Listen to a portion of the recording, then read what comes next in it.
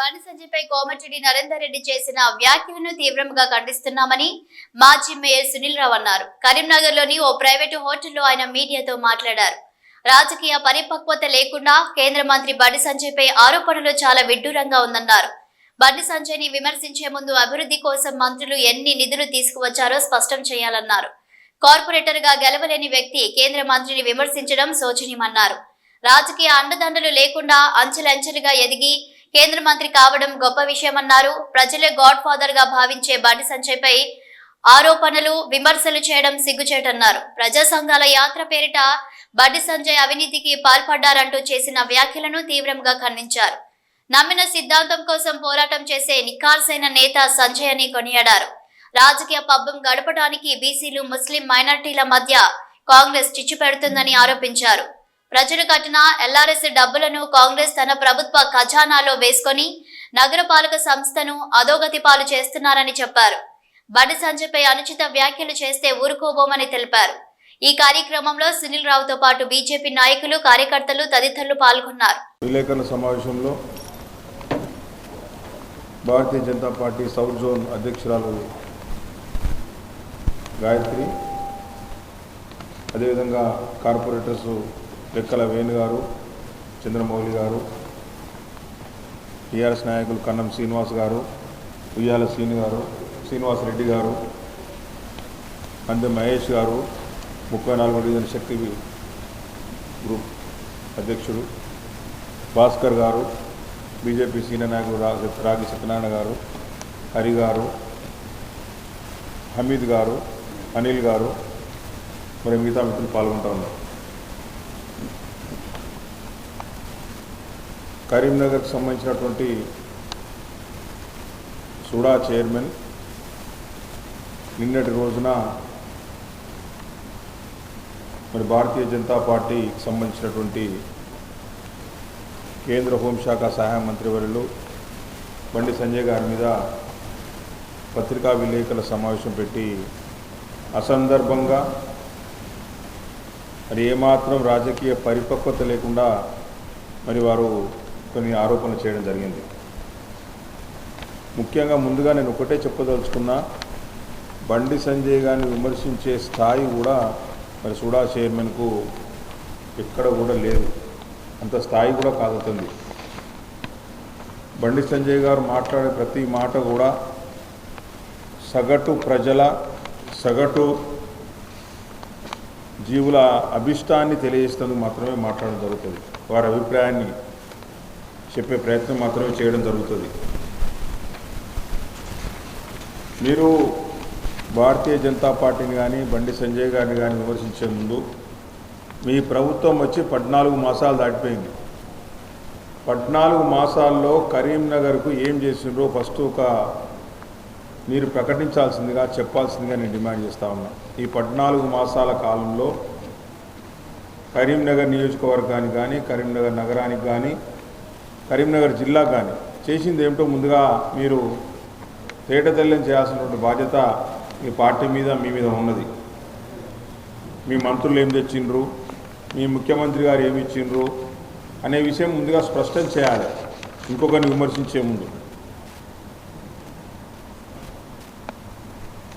ఏట్లో రాయి తీయనుడు కూట్లో రాయి తీసినట్టుగా, కూట్లో రాయి తీయనుడు ఏట్లో రాయి తీసినట్టుగా ఏది పడితే అది మాట్లాడడం, మరి చేతిలో తుపాకీ ఉందని చెప్పి మరి ఎటువైపు గురిపెట్టాలో తెలియకుండా దగ్గర నొక్కితే ఒక్కోసారి మనకే దాక్కుతుంది.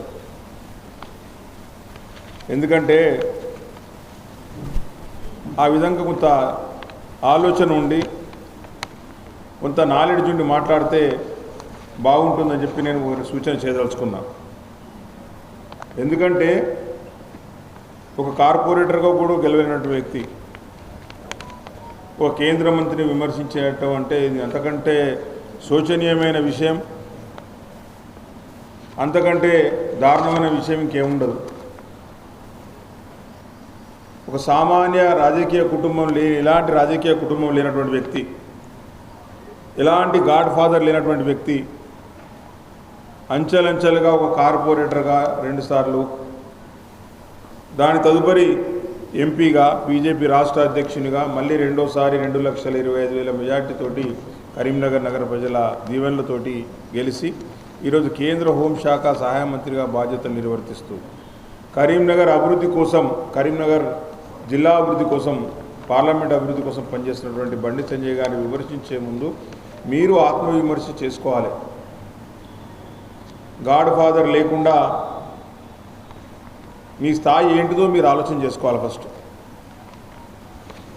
మరి ఎలాంటి గాడ్ ఫాదర్ లేనటువంటి, ప్రజలే గాడ్ ఫాదర్గా ఉన్నటువంటి బండి సంజయ్ గారిని మరి మీరు విమర్శించే ముందు ఆత్మవిమర్శ చేసుకొని మాట్లాడని చెప్పేసి నేను వారికి చెప్పదలుచుకున్నా. మీరు ఇంకా చెప్పినారు ప్రజా సంగ్రామ యాత్ర పేరుతోటి బండి సంజయ్ గారు అక్రమాలకు పాల్పడితే మరి పార్టీ తొలగించిందని చెప్పింది. మీకు కనీసం ఇంగిత జ్ఞానం లేదని ఎందుకు చెప్తున్నానంటే, ప్రజా సంగ్రామ యాత్ర ఎంత గొప్పగా విజయవంతమైంది, ప్రజా సమస్యల మీద ఎంత గొప్పగా పోరాటం చేసిండ్రు, ప్రజా సమస్యల మీద పోరాటం చేస్తూ ఏ విధంగా జైలుకు వెళ్ళి మరి ప్రజలను చైతన్యపరిచిన విషయం మరి తెలంగాణ రాష్ట్ర వ్యాప్తంగా కూడా బండి సంజయ్ గారి పోరాట పటిమ తెలుసు. ఆ రోజు వారిని ఎన్ని రకాలుగా కూడా అప్పుడున్నటువంటి ప్రభుత్వం ఇబ్బందుల పాలు చేసింది, జైళ్ల పాలు చేసింది, ఏ విధంగా అరెస్టులు దమనకాండ చేసింది మనందరికీ కూడా తెలిసిందే. ఒకవేళ బండి సంజయ్ గారు ప్రజా సంగ్రామ యాత్ర పేరు మీద ఏమైనా తప్పులు చేసి ఉంటే మరి అదే కేంద్ర ప్రభుత్వం వారిని భారతీయ జనతా పార్టీ జాతీయ ప్రధాన కార్యదర్శిగా ఎందుకు నియమిస్తుంది? కేంద్ర పార్టీ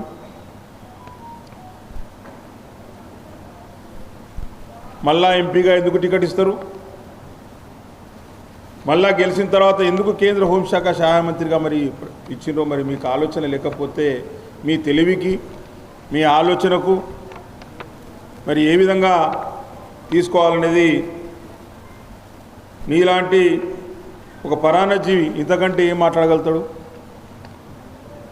ఏ విషయాల మీద అవగాహన లేనటువంటి వ్యక్తివి నువ్వు. మరి ఇంత గొప్ప స్థాయిలో ఉన్నటువంటి వ్యక్తి ముందు మాట్లాడే ముందుగా ఆలోచన చేసుకుంటే బాగుంటుంది. ఎందుకంటే ఏదో గాడ్ ఫాదర్ పట్టుకొని ఏదో పదవి తెచ్చుకొని రాజకీయాల్లో చలామణి అవుతానో సంతోషం, కానీ ప్రజల అభిమాన నాయకుని పట్టుకొని, ప్రజలతోటి దీవెనలతోటి ఎన్నుకోబడ్డ నాయకుని పట్టుకొని ఏది పడితే అది మాట్లాడితే మరి మంచి పద్ధతి కాదని చెప్పి కూడా నేను హెచ్చరిస్తూ ఉన్నాను. అసలు ఈ మధ్యకాలంలో వస్తున్న కులాల మతాల మాటలు చేసింది ఎవరు ఫస్ట్? కులాల మధ్యలో చిచ్చు పెట్టింది ఎవరు ఫస్ట్? ఎవరు ఈ కులగణన గురించి మొదలుగా మాట్లాడింది? ఎవరు ఎన్నికల్లో హామీ ఇచ్చింది? హామీ ఇచ్చే ముందు ఏ విధంగా చేస్తామని ఆలోచించి హామీ ఇచ్చారో తెలియనటువంటి పార్టీ కాంగ్రెస్ పార్టీ. ఒకవైపు నరేంద్ర మోడీ గారిని బీసీఏ కాదని చెప్పి మాట్లాడింది ఎవరు? మీ పార్టీకి చెందిన ముఖ్యమంత్రి, అవగాహన లేనటువంటి ముఖ్యమంత్రి మాట్లాడిన మాటలు అవి. తప్పకుండా కూడా బండి సంజయ్ గారు మాట్లాడతారు. ఒక నమ్మిన ధర్మం కోసం, సిద్ధాంతం కోసం పోరాటం చేసే నికార్సైన వ్యక్తి బండి సంజయ్ గారు. తప్పకుండా కూడా మాట్లాడతారు. మీ ప్రభుత్వం చేసే ప్రతి తప్పు పని మీద మాట్లాడతారు. ప్రజలను మోసం చేస్తున్న ప్రతి ప్రయత్నం మీద మాట్లాడతాం. ఈరోజు బీసీలకు అన్యాయం చేస్తామని ప్రయత్నం చేస్తూ ఉంటే ఎందుకు ఊరుకుంటాం? 42% బీసీలకు ఇస్తామని చెప్పి లేనిపోని హామీలు ఇచ్చి కల్లబొల్లి మాటలు చెప్పి ప్రభుత్వంలోకి వచ్చిన తర్వాత 14 మాసాలు గడుస్తున్నప్పటికీ కూడా దాని మీద ఎలాంటి చర్య తీసుకోకుండా కాలం వెలుగుస్తున్నటువంటి మీ పార్టీని తప్పకుండా ప్రజల మధ్య ఎండగొడతాం మేము. ఈరోజు బీసీల మధ్యలో, ముస్లింల మధ్యలో చిచ్చు పెట్టేది మీ పార్టీ. ఎందుకోసం? ఈ రాజకీయ పబ్బం గడుపుకోవడానికి. వాటి విషయంలో తప్పకుండా కూడా బండి సంజయ్ గారు మాట్లాడతారు. ఈరోజు మోడీ గారి గురించి మాట్లాడి మీ రాహుల్ గాంధీని రోడ్డు మీద పడేసింది ఎవరు? మీ ముఖ్యమంత్రి కాదా? మీ రాహుల్ గాంధీ చరిత్ర అంతా బయటకు తీసేలా చేసింది ఎవరు? మీ ముఖ్యమంత్రి కాదా? నరేంద్ర మోడీ గారి గురించి మాట్లాడి ఈ విషయాలని బయటకు తీసింది మీ ముఖ్యమంత్రి కాదా? దీనికి మీరు చింతించుకోవాలి. మీలాగా ఒకరి కోసం ఊడిగం చేసుకుంటూ ప్రజల యొక్క ఇబ్బందులను చూస్తూ ఊరుకునే వ్యక్తి బండి సంజయ్ గారు, భారతీయ జనతా పార్టీ కాదు. ఈ విషయాలు మీకు గుర్తుంచుకోవాలి ఫస్ట్ అని చెప్పి తెలియజేస్తా ఉన్నాను. ఏ విషయాల మీద అవగాహన లేకుండా ఈరోజు కరీంనగర్లో జరిగిన అభివృద్ధి కళ్ళ ముందు కనబడతా ఉన్నది. నీ ఇంటి ముందు చేసిన రోడ్ ఎక్కడి నుంచి వచ్చిందో ఫస్ట్ తెలుసుకోవాలి మీరు. ఈరోజు కరీంనగర్కు స్మార్ట్ సిటీ కనుక కేంద్ర ప్రభుత్వం ఇవ్వకపోతే, ఈరోజు కరీంనగర్కు స్మార్ట్ సిటీ కింద కేంద్ర ప్రభుత్వం కనుక నిధులు ఇవ్వకపోతే ఈరోజు కరీంనగర్ పరిస్థితి ఏ విధంగా ఉండేదో మీరు ఒకసారి ఆలోచించుకోవాలి. రాష్ట్ర ప్రభుత్వం ఒక్క రూపాయి ఇవ్వదు, ఒక్కరోజు కూడా ప్రజల సమస్యలు తీద్దామన్న ప్రయత్నం చేయదు. ఆఖరుకు కరీంనగర్ నగర ప్రజలు కట్టిన ఎల్ఆర్ఎస్ డబ్బులు కూడా ల్యాండ్ రెగ్యులరేషన్ స్కీమ్ కింద గతంలో ఎవరు కట్టినా కూడా ఆ డబ్బులు మున్సిపాలిటీ అకౌంట్లో పడతా ఉండే. ఈరోజు ఈ ప్రభుత్వం ఏం చేస్తూ ఉన్నది, ప్రజలు కట్టిన డబ్బును కూడా స్టేట్ పూల్లో వేసుకొని మున్సిపాలిటీలను అధోగతి పాలు చేస్తున్నటువంటి చరిత్ర ఈ ప్రభుత్వానికి. ఎక్కడ కూడా కేంద్ర ప్రభుత్వం వచ్చిన 15th ఫైనాన్స్ నిధులు కావచ్చు, కేంద్ర ప్రభుత్వం వచ్చిన అనేక రకాల నిధులు రాష్ట్ర ప్రభుత్వం ఖజానాలో వాడుకొని అభివృద్ధికి అడ్డుకుంటున్న ఎవరో మీరు అర్థం చేసుకోవాలి ముందుగాల.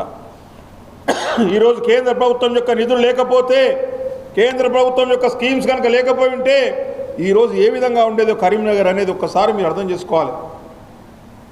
ఒక్క రూపాయి నిధులు తీసుకొచ్చే చేత కాదు, ఒక్క స్కీమ్ తీసుకొచ్చే దమ్ము లేదు మీ నాయకులలో. మీ పార్టీ అంతా కూడా కుమ్ములాటలు, ముఠా కుమ్ములాటలలో కూడుకుపోయింది. ఈరోజు ఎమ్మెల్సీ ఎన్నికలే దానికి నిదర్శనం. ఒక ఎమ్మెల్యే ఒకవైపు ప్రచారం చేస్తూ ఉంటే ఒక ఎమ్మెల్యే ఒకవైపు ప్రచారం చేస్తూ ఉన్నాడు. కనీసం ఎమ్మెల్సీ అభ్యర్థులు నిల్చుండబెట్టలేనటువంటి దుస్థితి ఉన్నది మీ పార్టీకి. అలా 3 ఎమ్మెల్సీ ఎన్నికలు జరుగుతూ ఉంటే ఒక్క ఎమ్మెల్సీ స్థానాన్ని నిల్చోబెట్టి మిగతా 2 ఎమ్మెల్సీ స్థానాలకు కనీసం అభ్యర్థులను కూడా పోటీలో పెట్టలేనటువంటి దుస్థితిలో ఉన్న పార్టీ మీ కాంగ్రెస్ పార్టీ. ఇవన్నీ మర్చిపోయి మీరు మాట్లాడితే అభివృద్ధి ఏ విధంగా చేయాలి, అభివృద్ధి నుంచి కేంద్ర ప్రభుత్వం నుంచి ఏ విధంగా నిధులు తీసుకురావాలి అని ఆలోచిస్తూ ఈరోజు అన్ని రకాలుగా కూడా కరీంనగర్ను అభివృద్ధి చేసే ప్రయత్నం చేస్తున్నటువంటి నాయకుడు బండి సంజయ్ గారు. ఈరోజు భారతీయ జనతా పార్టీ ఎమ్మెల్యేలు, ఎంపీలు అందరూ కూడా కలిసి కట్టుగా ఏకతాటిపై నిలిచి ఎమ్మెల్సీ ఎన్నికల్లో ప్రచారం చేస్తూ ఉన్నారు. మీరు చూడండి, ఏ మీటింగ్లో చూసినా అందరు ఎంపీలు, అందరు ఎమ్మెల్యేలు, పార్టీ శ్రేణులు అందరూ కూడా కలిసి కట్టుగా అభ్యర్థుల విజయానికి ప్రయత్నం చేస్తూ ఉన్నారు. మరి మీ పార్టీలో జరుగుతున్నది ఏంది? ఎక్కడైనా 2 మంత్రులు కలిసి ఏ రోజైనా మీటింగ్ పెట్టే సందర్భం ఉందా? ఏ రోజైనా ఉన్న ఎమ్మెల్యేలు అందరూ కలిసి ఒక మీటింగ్ పెట్టిన సందర్భం ఉందా? ఆ విధంగా మీ పార్టీ కుమ్ములాటలతోటి మరి కొట్లాడుకున్నటువంటి పార్టీ. కాబట్టి మేము ఇప్పటికీ ఛాలెంజ్ చేస్తూ ఉన్నా, గత 11 సంవత్సరాల్లో నరేంద్ర మోడీ గారి నాయకత్వంలో కరీంనగర్ జిల్లాకు, కరీంనగర్ ఎన్ని నిధులు వచ్చింది నిరూపించేందుకు మేము సిద్ధంగా ఉన్నాం. మీరు చెప్పండి, గత 14 మాసాల్లో మీరు ఏ నిధులు తీసుకొచ్చిండ్రు, ఏం చేసిండ్రు, ప్రజల కోసం ఏ మాత్రం ప్రయత్నం చేసినా చెప్పేందుకు మీరు సిద్ధంగా ఉన్నారా అని ప్రశ్నిస్తూ ఉన్నా. సిద్ధంగా ఉంటే రండి, ఎక్కడైనా చర్చ పెడదాం, ఎక్కడైనా దాని గురించి మాట్లాడదాం, వాస్తవాలు మాట్లాడదాం. ప్రజలను మభ్యపెట్టే ప్రయత్నాలు మానండి. ఆకాశం మీద ఉమ్మేస్తే మీ మీదనే పడుతుంది. బండి సంజయ్ గారిని విమర్శిస్తే అది మీ యొక్క అజ్ఞానానికి, ఇప్పుడే చెప్పినాను, మీ యొక్క స్థాయి ఏంది, బండి సంజయ్ గారి స్థాయి ఏంది అనేది. స్థాయిని మరిచి విమర్శలు చేసుకుని బంద్ చేసుకోండి. ప్రజలకు ఇప్పటికైనా ఇంకా రాబోయే 3.5 సంవత్సరాలు ఈ కులాల మధ్యలో కొట్లాటలు ఇవన్నీ బంద్ చేసుకొని ప్రజలకు ఉపయోగం చేసే కార్యక్రమాలు చేసుకోండి. కనీసం గెలిపించిన దానికి ప్రజలకు విశ్వాసంగా పనిచేసి వారి రుణం తీసుకునే ప్రయత్నం చేయాలి తప్పితే అనవసరంగా విమర్శలు చేస్తే తప్పకుండా కూడా తిప్పి కొడదామని చెప్పి తెలియజేస్తా ఉన్నాను.